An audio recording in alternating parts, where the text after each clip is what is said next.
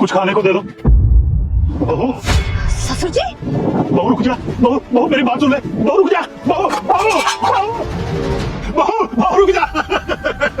समझ में नहीं आ रहा कि मेरा बुढ़ा ससुर जिसको मैंने वृद्धाश्रम छोड़ा था ये बाहर कैसे आ गया। मैंने इनसे इतना कहा था कि वृद्धाश्रम वालों को एक्स्ट्रा पैसे दे दो ताकि वो बुढ़े ससुर को बांध के रखे, उसे बाहर ना निकलने दे। पता नहीं बाहर कैसे आ गया ये चेक बाउंस कैसे हो सकता है?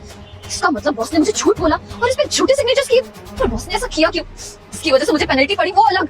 कि बॉस के बच्चे को मैं छोड़ूंगी नहीं आज।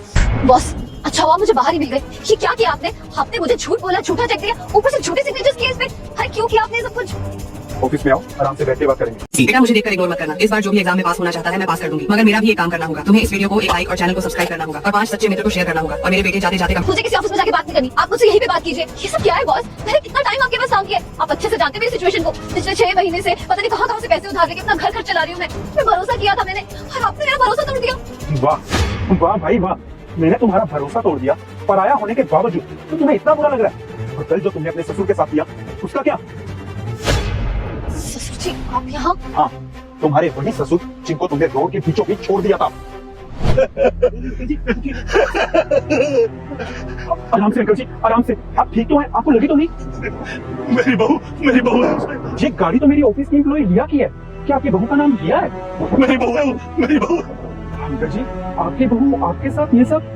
मैं तो कोशिश कर रहा था कि मेरी बहू को मुझ पे तरस आ जाए, पर उसे मुझ पे कुछ तरस नहीं आया। मेरा बेटा भी वही करता है जो बहू बोलती है। यहाँ तक कि उसके कहने पे वो मुझे वृद्धाश्रम छोड़ा है। मेरा वहाँ पे मन नहीं लगा, इसलिए मैं वहाँ से भाग आया और यहाँ पे ऐसे भीख मांग के खाना खा रहा हूँ।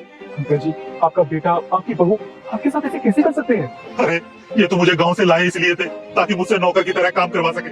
मुझसे दिन रात कुत्तों की तरह काम करवाया और जब अब मैं बीमार हो गया हूँ तो मुझे वृद्धाश्रम छोड़ा ये लोग। इनसे मेरी बीमारी का बोझ भी नहीं उठाया गया। मैं तो इतने भरोसे से गांव से आया था कि मैं अपने बेटे के घर में राजा बन के रहूंगा। अंकल जी प्लीज संभालिए खुद को प्लीज। अब बोलो क्यों किया तुमने इनके साथ ऐसा? शर्म नहीं आती तुम्हें अपने ही ससुर के साथ ये सब घटिया हरकतें करते हुए? बिल्कुल सही कहा बेटा, इन्होंने तो मुझे बेशर्मी दिखाई है, लेकिन अब बेशर्म मैं बनूंगा। जिस घर में तुम रहती हो ना वो घर अभी भी मेरे नाम पे है। बोलो मत, जल्दी से वो घर खाली कर दो, वरना ये ना हो मुझे पुलिस भेज के वो घर खाली करवाना पड़े। नहीं ससुर जी ऐसा कुछ मत करना। मैं मानती हूँ मुझसे गलती हो गई, लेकिन वो घर मैं खाली करवाना प्लीज हमसे। गलती तो मुझसे हो गई बेटा, जो मैंने तुम पे भरोसा किया और तुमने मेरा भरोसा तोड़ दिया। तुमने भले ही मुझे कुछ ना माना हो, पर मैंने हमेशा तुम्हें अपना ही माना है। इसलिए 1 हफ्ते का टाइम दे रहा हूँ, घर खाली कर देना, वरना खाली करवाने में मुझे ज्यादा टाइम नहीं लगेगा।